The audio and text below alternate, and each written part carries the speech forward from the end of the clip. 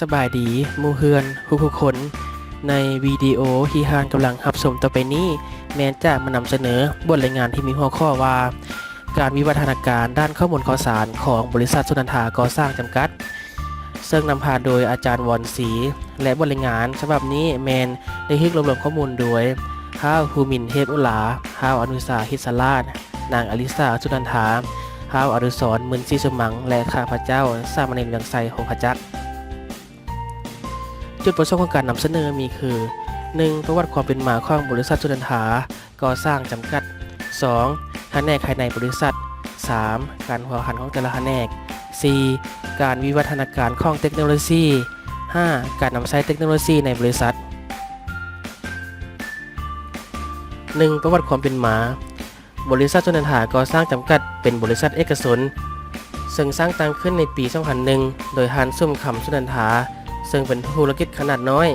ที่ประกอบธุรกิจกับครอบครัวตั้งอยู่บ้านคุณตาหงเมืองสุโขทัยนครหลวงเวียงจันทร์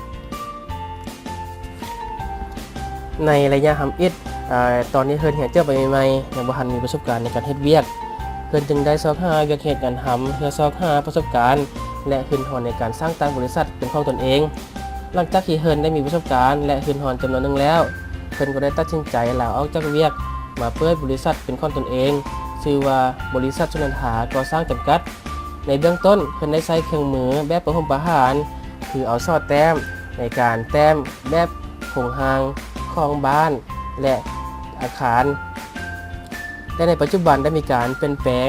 หรือว่าหันเปลี่ยนจากแบบเก่ามาใช้เครื่องมือที่มีความทันสมัยโดยใช้คอมพิวเตอร์ในการออกแบบ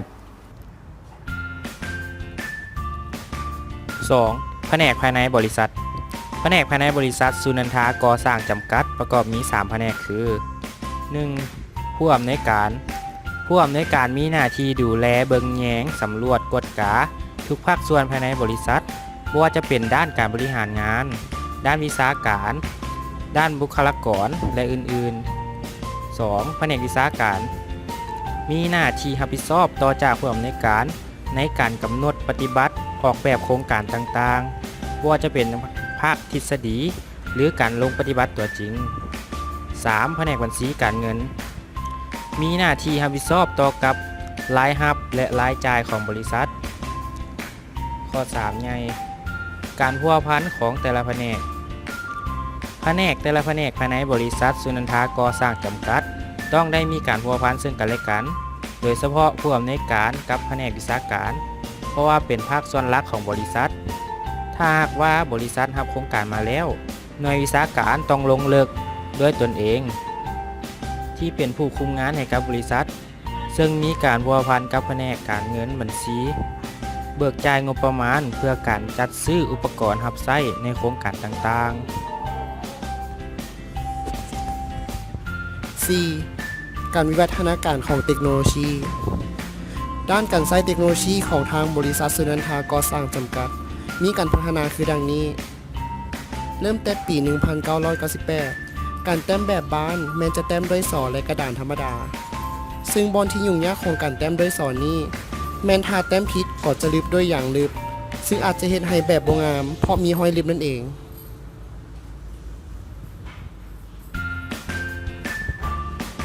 ต่อมาปี 2002 หาปี 2005 จึงได้มีการพัฒนาโดยเปลี่ยนจากการแต้มด้วยสอมาเป็นการใช้โปรแกรมแต้มแบบและใช้คอมพิวเตอร์เช่นโปรแกรม Planner โปรแกรม Design a Room 3D เป็นต้นฮอตปี 2006 หาปี 2007 มีการเพิ่มโปรแกรมที่ทันสมัยคือโปรแกรม Autodesk Home Trier และโปรแกรม Sweet Home 3D มาฮอตปี 2008 จนถึงปัจจุบันได้มีการพัฒนาโปรแกรมที่สะดวกว่องไวและใช้งานง่ายคือโปรแกรม SketchUp 3D และโปรแกรม AutoCAD 4D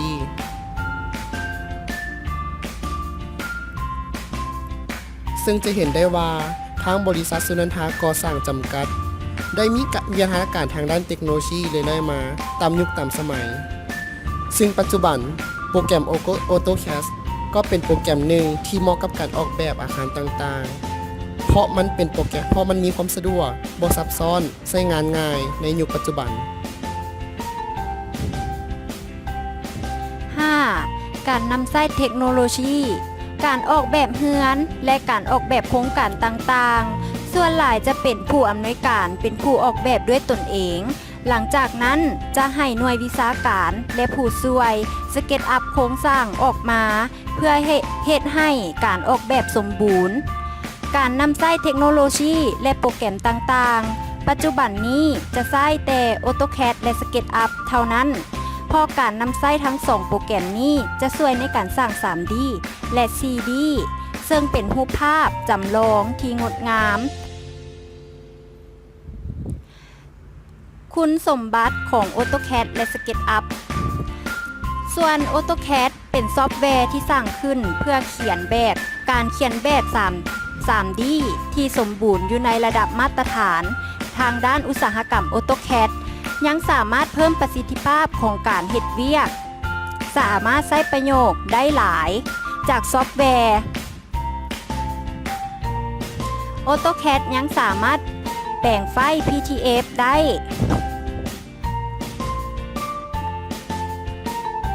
คุณสมบัติของ SketchUp SketchUp เป็นเครื่องมือสำหรับสร้างโมเดล 3D สำหรับนักออกแบบมืออาชีพ จะช่วยให้นักออกแบบสามารถเบิ่งและสื่อแนวความคิดในการออกแบบ ซึ่งสามารถสร้างวัสดุเป็น 3D จากการแต้มรูป 2D และการเปลี่ยนวัสดุต่างๆ นอกนั้นยังสามารถเปลี่ยนตำแหน่งของดวงอาทิตย์ตามวันและเวลาได้ สรุปแล้วผ่านการเฮ็ดบทรายงานมาสามารถสรุปได้ดังนี้ บริษัทสุนันทาก่อสร้างจำกัดเป็นบริษัทหนึ่งที่มีวิวัฒนาการด้านข้อมูลข่าวสารอย่างหลากหลาย จากเมื่อก่อนนำใช้การแต้มแบบด้วยโสต่อมาก็มีวิวัฒนาการนำใช้คอมพิวเตอร์เข้ามาเฮ็ดเวียกด้วยโปรแกรมต่างๆ การนำใช้คอมพิวเตอร์ด้วยโปรแกรม AutoCAD และ SketchUp ซึ่งได้ถูกนำใช้ในปัจจุบันนี้ ซึ่งเฮ็ดให้บริษัทสุนันทาก่อสร้างจำกัดสามารถเฮ็ดเวียกได้อย่างสะดวกสบายหลายขึ้น เพราะ 2 โปรแกรมนี้มีคุณสมบัติหลากหลาย สามารถนำใช้ได้หลายรูปแบบ สามารถสร้าง 4D ได้พร้อม ซึ่งเป็นโปรแกรมที่ถูกนำใช้ในปัจจุบัน มาฮอดนี้บทของพวกข้าพเจ้าก็ได้จบลงเพียงเท่านี้ ถ้าหากว่าผิดพลาดประการใดก็ขอโทษขออภัยมายังอาจารย์หรือหมู่เพื่อนช่วยให้คำติชมแก่บทของพวกข้าพเจ้าด้วยขอขอบใจ